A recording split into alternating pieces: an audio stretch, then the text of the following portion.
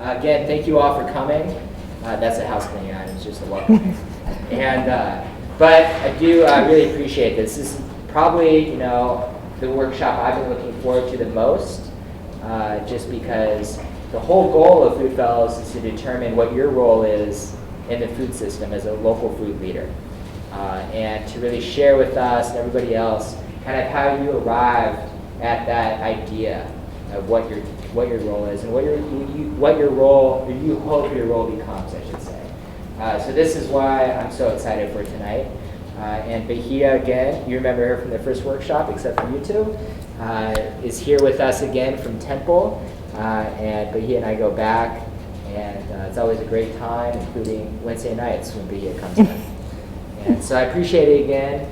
And again, there's drinks, cold drinks in the cooler over there, snacks back on the counter. Dinner, again, is coming from the People Kitchen. Made sure to get a gluten and a couple of vegetarian meals. 2, we just had 1 last time. So use one. And then finally, the recording from the previous workshop, workshop 3, is now on Basecamp. So I apologize, just got it up this afternoon. So it took a little bit of time, but we got it up there. Does anybody have any questions before we get started? Yes. Is your hat crooked on purpose for style or swag? It's his rakish ways. Okay. That's how we making roll. OCD. You're making Yeah. Yeah. Sorry. Yeah, you can't even hang with us down in the city. Right? So, yes, it is cricket on purpose because Sorry, I'm trying to impress everybody. Sorry, I'm just stand up here and talk as long as I can because that's what I'm here to do. But more importantly, it's for you to talk to. So we're going to actually move on and begin this session with you all sharing your Photo Voice projects. And so, I want to make sure, our first workshop, Bahia did an excellent job of kind of introducing what the Photo Voice project was. I don't know if we actually continue that communication for the next 8 weeks. But again, the goal, it kind of became more vague with an idea of what you think the food system is. But what we really wanted to find out is how you arrived at that determination. Of your role. And you can add whatever you'd like to about the Sure. Photo Voice project. Sure, yeah. But I do want to introduce Bahia. And do we want to go around the room real quick so you remember everybody's names? Or No, because I won't remember them in 5 minutes anyway, right? And that's why we all have these, right? But I do want to say, so I haven't looked at any of the Photo Voice projects yet. I really wanted to see them and hear them from you first. So I'm really excited about this, really excited how many people, good idea, smart, very smart. I was really excited at the way you all embraced this idea and this workshop and really stayed the course. I've enjoyed hearing the feedback and seeing the progression of the ideas that everybody brought to the table through everything that was posted at Basecamp and from the reports from John. And it just has been a wonderful experience to see it at the beginning, and I'm so excited to be back here for this class, which I will not, last workshop, it's not though. I mean, our plan really is to continue this as a community of fellows so that there are opportunities moving forward that John and his team will continue to facilitate opportunities to willfully bring everyone together as often as possible to continue this structured movement towards leadership in the food system. And then also because once you really embrace that leadership role, that's when you need a lot of collegial support, right? Our colleagues become our greatest asset when we're leaders. And so we are really excited about that. So this is the last of the formal workshops, but please don't think that we're gonna let you drift off into the Louisiana wilds. Yeah, and I'll add with that, we'll be discussing next steps as a group towards the end of this workshop. Yeah, that's great. So, Photo Voice, who's first? So we're gonna go ahead and have you present your projects in 5 minutes, no more than 5 minutes. Yeah. To really, again, share your pictures. Many of you have longer captions than others. I know John, some pretty funny pictures and captions. I like them. And I really like all the projects. But again, you know, present your work, but really with the theme of how you arrived, you know, and why. You know, this is more than just I'm scanning in a field of greens. You know, give some descriptions. So, and you know, just to let you know, we developed these. You sent us the photos and the captions. We put them onto paper into slides. So, you know, you may not like the final product, but that's what you're stuck with tonight. But too bad. That's a good disclaimer. You may not like it, but. So, and also, we are going to we have them as PowerPoint slides. We also have them as poster boards. Again, our goal is to share them publicly. As for example, at Foodapalooza, there's going to be kind of an entrance way where people can look at the different pictures and kind of and read the captions and so Where in forth. Appaloosa? Foodapalooza. Oh, Foodapalooza. Yeah, you all will learn more about That was a random Foodapalooza in the next location for you to couple put of them, months. but I was like, okay. It's the best day of Central Louisiana. Yes, it is. And It's not for so, really it's day. So, but we also have posters, so you can present from, we'll have your slide up, but you can also have the poster, and you can present whatever is more comfortable for you. One of us will be holding the poster if you like, but it's up to you, so. All right, so the first up, I have no idea what order this is. Rebecca Hall.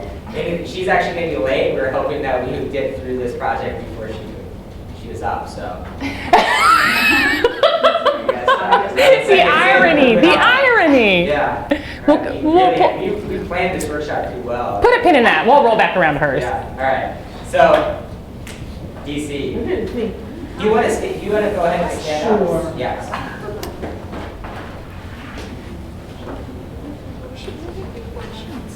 Okay, if you have not discovered a program on the internet called Canva. Oh, it's go, great. It's awesome. Do it. I recognize those arrows. CANVA. So I'm probably the least foodie person in the room, as far as a person who touches food every day or has connections with food every day, other than eating, and you can see I do that pretty well. But my connection with food and my whole purpose, as we talked about, is trying to connect people with food and resources with food, and making sure everybody is at the table, and that it's not just the people who can afford to go to the farmer's market, but the people who need to go to the farmer's market can afford to go to the farmer's market. So as we were thinking about this, I thought, what the heck kind of pictures am I going to have? I lead a worship service at my church, a contemporary service, and one Sunday we did communion, and our pastor said, let's all gather around this table. And I snapped that picture that's on the top. And then I was shooting a commercial from my work, and it had all these group of children sitting at a table for the commercial. Took that picture, and I put them together and thought, that's perfect. Food, it fills our souls, and it nourishes our minds. But we need both connections to make it work. Because if you're eating food and you don't have the true nourishment, then it's not what it's meant to do. It's not going to do what it needs to do. You can buy a 59-cent ramen noodle, but it's not going to nourish your body as much as something that somebody actually touched and grew and doesn't go through the process. So that was my thought process of that. And all food matters and all people matter. So everybody needs to come to the table.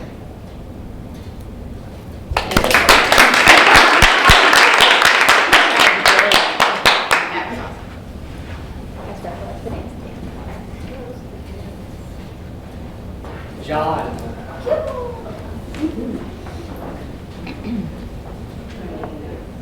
Oh, yeah.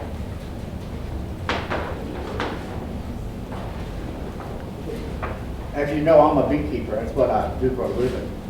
You know, we run several hundred beehives throughout central Louisiana and as far as Bonneville, Louisiana in the south. But our new passion, our passion has always been gardening.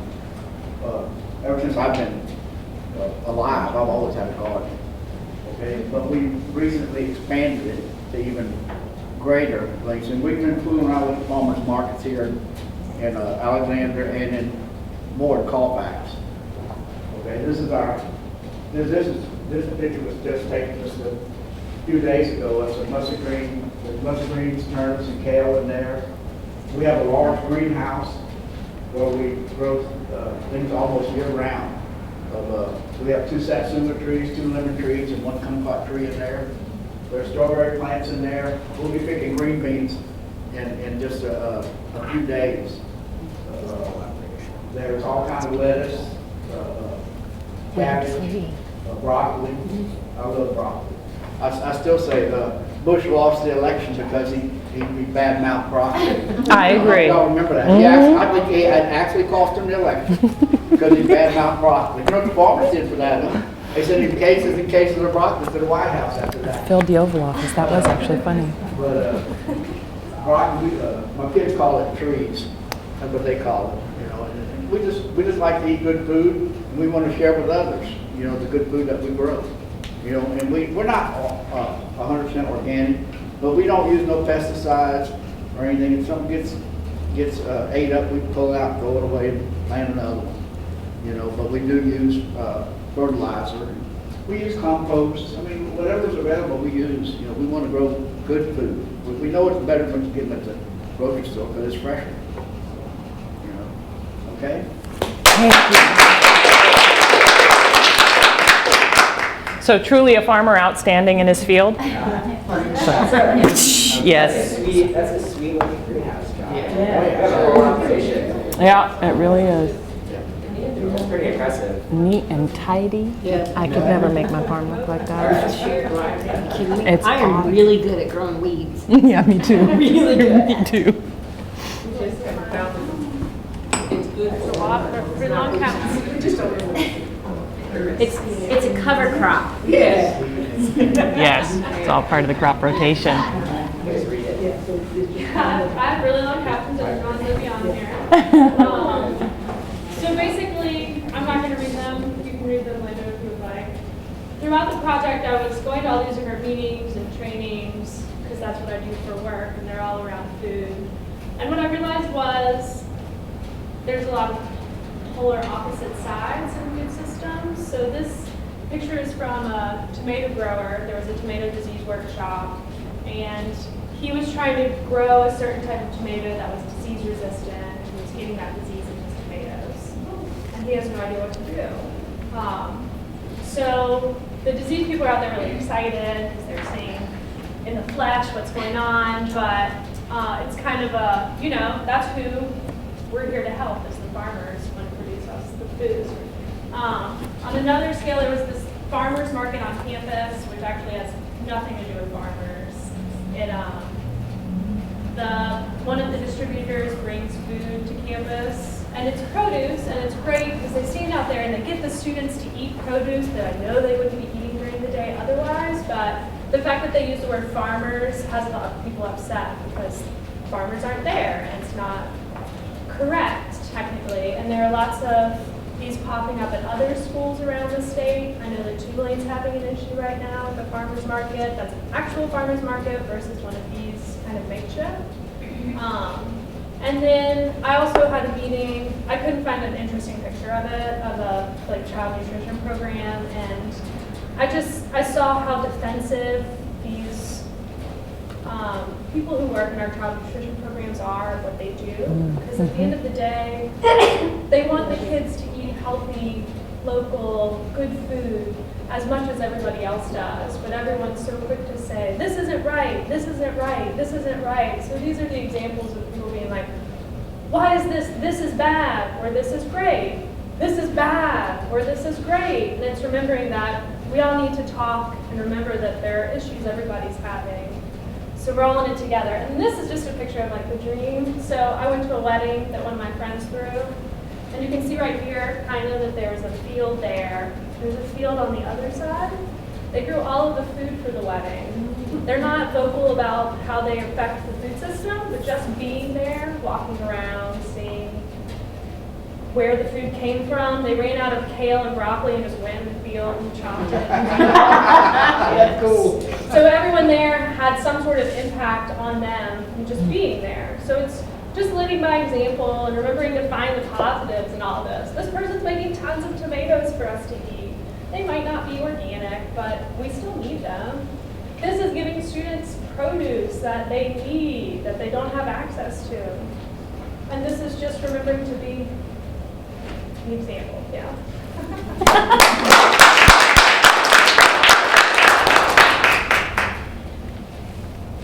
Thank you, that was brilliant, absolutely brilliant, thank you. I love this project.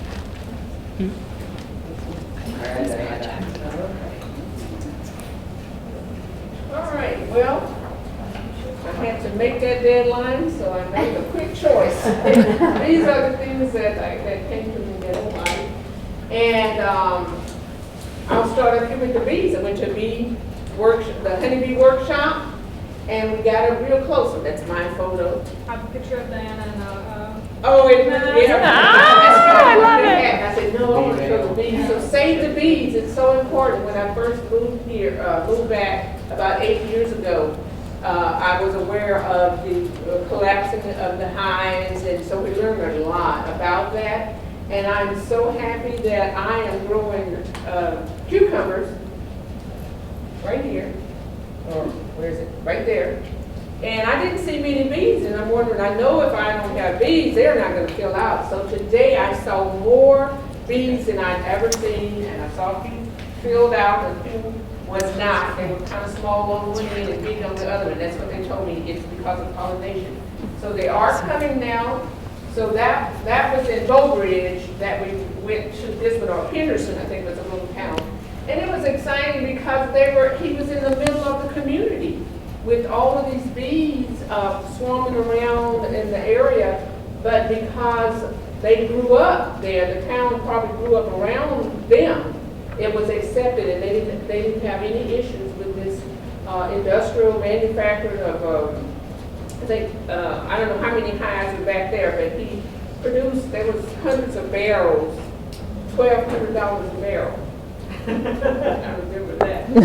And and I did win the smoker and some raw jelly and some other stuff that I've been using, so my energy level is up there now. Because I've been using it just about every day along with, and then I'll tip over here, let your medicine be your food. So this is a photo of my hibiscus, or called Sora, that I'm still harvesting. So it's been a pretty good year. And so that plant can be used, the whole plant actually can be used as an fights cancer.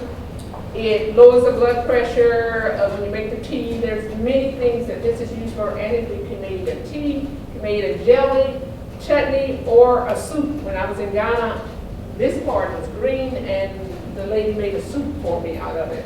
So Southern University have done extensive study on this plant. So they have just about everything you want to know in paperwork and everything in the hibiscus of the sorrel.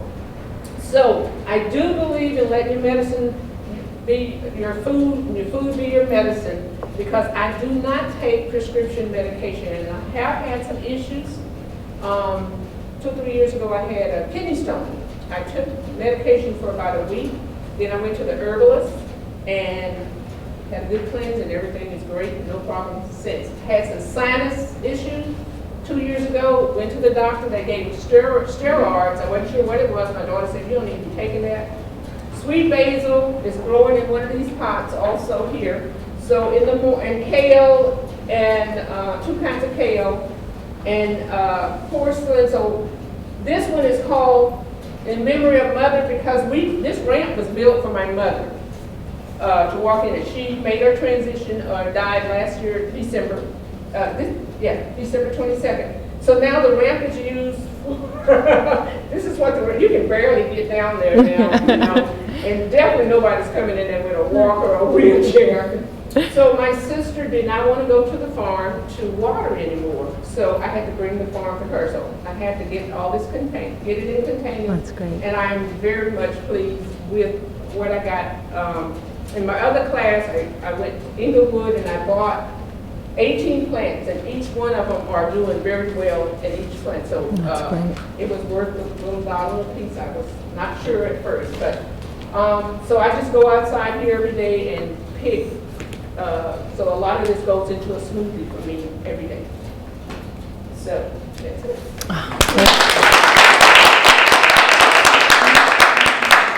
It's a really beautiful message. Thank you.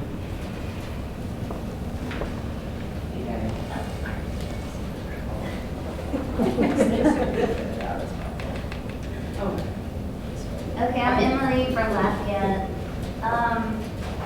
I think my role in the food system, I see it as trying to assist others with the sustainability of their projects.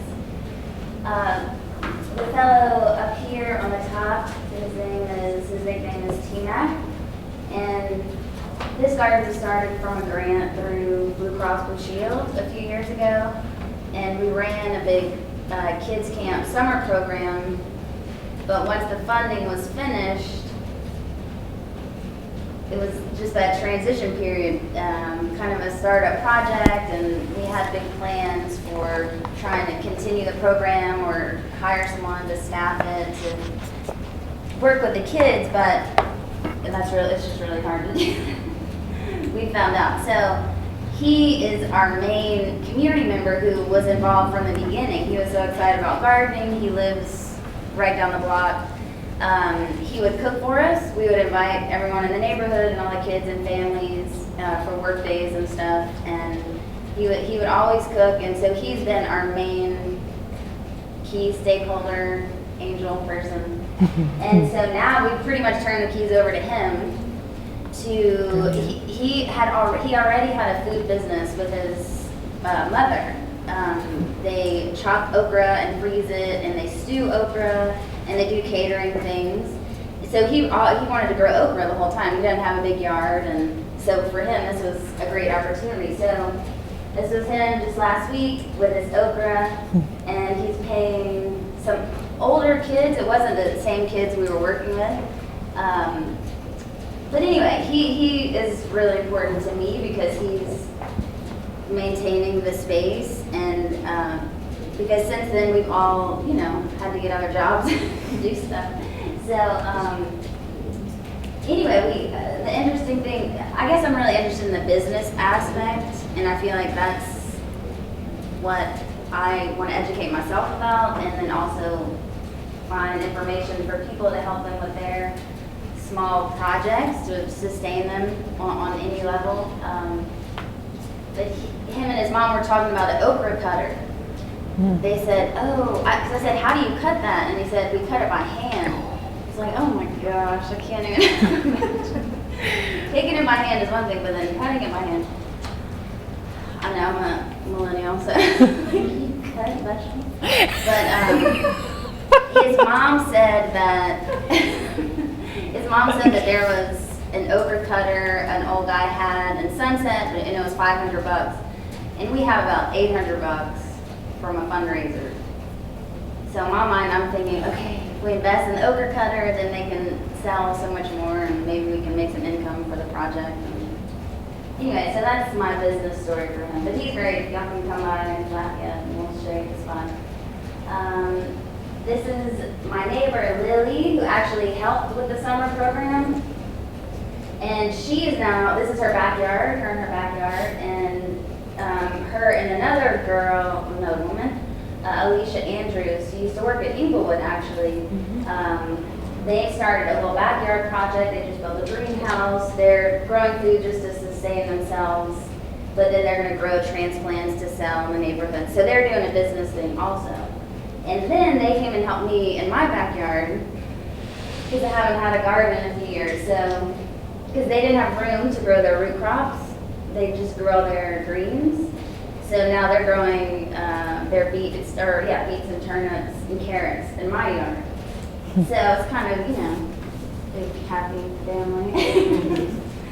And then this other project doesn't have any people in it because they don't have a lot of people at this community garden at this moment. But they also got some funding. We got a couple grants, built some raised beds. It's on church property. And this one there's still a big learning curve with reaching out to the community and the neighborhood to really get them to buy in. into growing it, because the group that started it doesn't live next door to the garden. I mean, they're in the neighborhood, but I don't know, it's been interesting to watch, because there was a lot of interest initially. Am I going over 5 minutes? You're coming up really 30 seconds. Okay. Anyway, I think that my point is sustainability, whether it's figuring out the people sustainable part or the business sustainability part. That's what I'm most curious about, and my leadership skills. Thanks.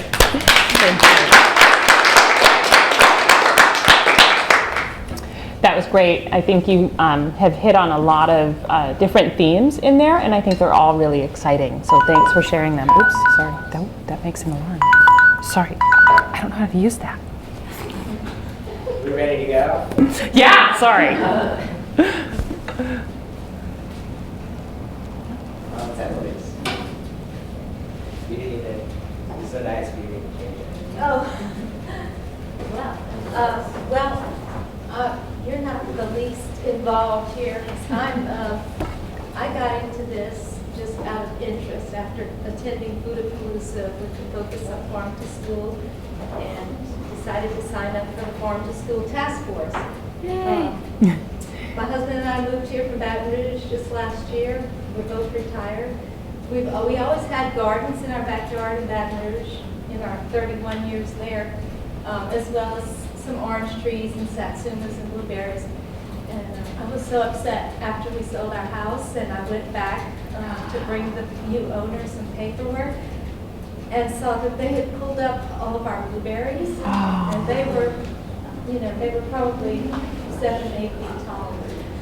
And that break your heart. If only I had known, I would have dug them up and brought them here with me.